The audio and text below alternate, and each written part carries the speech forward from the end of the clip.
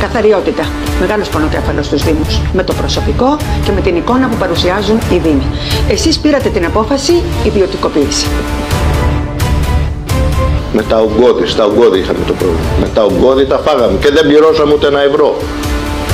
Ούτε ένα ευρώ δεν δώσαμε σε κανένα. Αλλά μετά δεν μπορούσαμε να καίμε.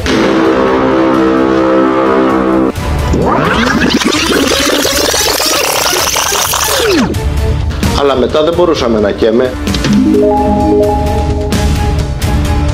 Αλλά μετά δεν μπορούσαμε να καίμε. Ήρθε η αντιπυρηνική περίοδος.